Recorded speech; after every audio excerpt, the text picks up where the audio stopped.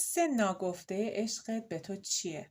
سلام بچه ها، حالتون چطوره؟ وانیا هستم.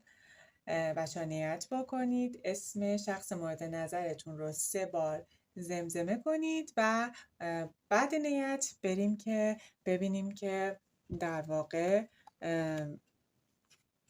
انرژی خانی تاروت به ما چی میخوان بگن، چه پیغامی دارن. خب من 2 تا کارت دیگه هم بکشم و بریم برای تعبیر. بچه‌ها این شخص داره به دیدار فکر میکنه. اگه توی رابطه کراش هستید بدونید که داره به دیدار و به آشنایی فکر میکنه. اگه توی رابطه کات شده هستید بدونید که میخواد برگرده و آشتی کنه.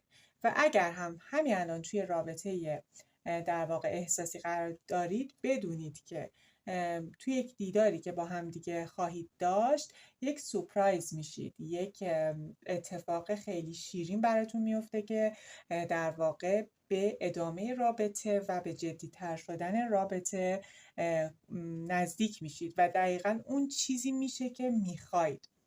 بچه‌ها اگه توی رابطه کراش قرار دارید شما معمولاً احتمالاً همدیگر رو توی یک محیط‌های خیلی عمومی میبینید و این شخص نتونسته که هنوز در واقع با شما صحبت کنه.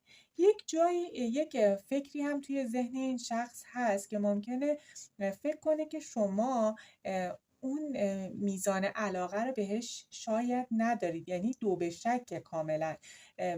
بعید نیست که شما احساس دارید به اون آدم ولی برای اینکه اون احساستون رو بپوشونید و به قول معروف دستتون رو نشه یه مقدار ممکنه خیلی هم جدی و عصبی باش برخورد کنید و این آدم اصلا این شخص اصلا در واقع دودل باشه برای اینکه پا پیش بذاره. این شخص ممکنه وکیل باشه، ممکنه تو کارهای اداری و یا پزشک باشه، حتی به هر حال محیط عمومیه که هنوز فرصت مناسب پیش نیامده که در واقع پا پیش بذاره. اما بچه‌ها بدونید که خیلی حس خوبی بهتون داره، خیلی و خیلی شما رو فرد بسیار مهربون، جذاب و قابل اعتماد برای برای شروع در واقع رابطه و ادامه رابطه میدونه.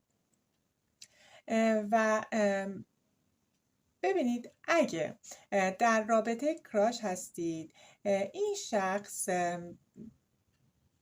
پا پیش میذاره و برای شروع رابطه تا 6 وعده آینده که 6 وعده دوری نیست، نهایتا تا 6 هفته آینده بهتون پیشنهاد آشنایی میده. اگه توی رابطه احساسی همین الان هستید بدونید که تا 6 وعده دیگه توی یک دیداری که با هم دارید یک پیشنهاد خیلی جذاب مثل پیشنهاد ازدواج در واقع دریافت میکنید و خیلی در واقع به ادامه رابطه امیدوار میشید و حتی ممکنه این شخص با خانواده در واقع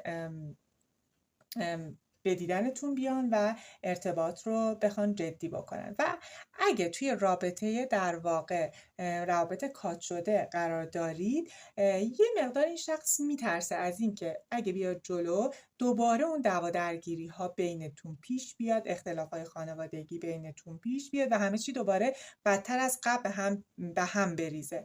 ولی این آدم در نهایت این شخص هم تا 6 وعده آینده باهاتون تماس میگیره.